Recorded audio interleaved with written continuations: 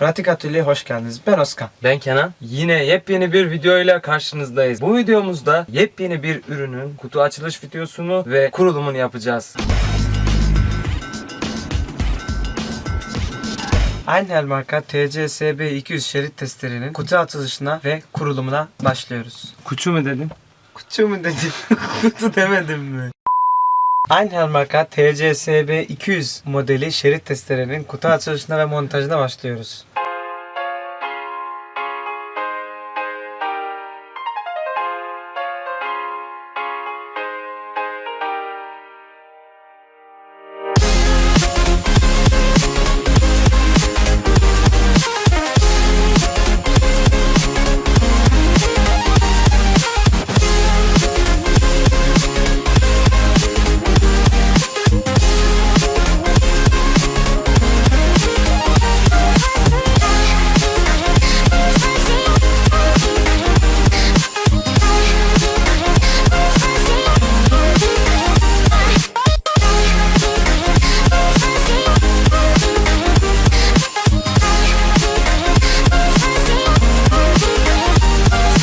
Ürünü açtığımızda karşımıza bir etiket çıkıyor ve üzerinde ilk kullanımdan önce testere şeridinin gerginliğini ayarlayınız, talimatları okuyunuz.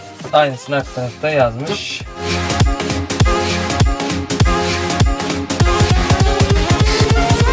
Oldukça ağır bir malzeme. Metalden yapılmış. Bunu buraya montajlayacağız.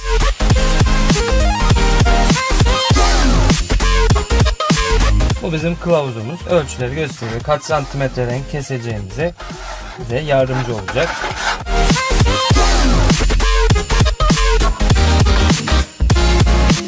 Garanti belgesi, güvenlik uyarıları, kullanma talimatı bulunuyor. Kutudan çıkan parçalarımız bunlar. Evet, şimdi kuruluma geçelim.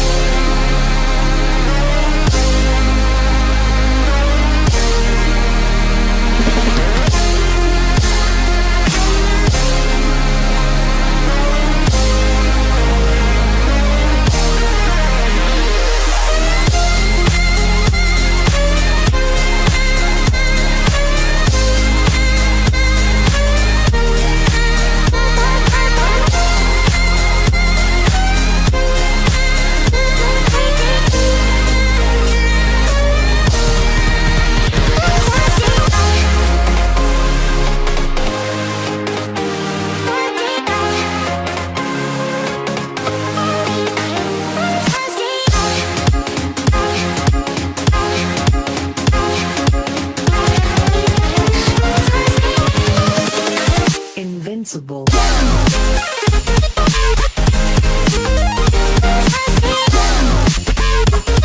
Einhell şerit testerenin kutu açılışını ve kurulumunu birlikte tamamladık. İlerleyen zamanlarda şerit testeremizin detaylı incelemesini ve deneyim videosunda kanalımızda görebilirsiniz. Bizi izlediğiniz için teşekkür ederiz. Size destek olmak için abone olmayı, beğeni yapmayı ve o güzel yorumlarınızı eklemeyi unutmayın. Kendinize iyi bakın, hoşça kalın.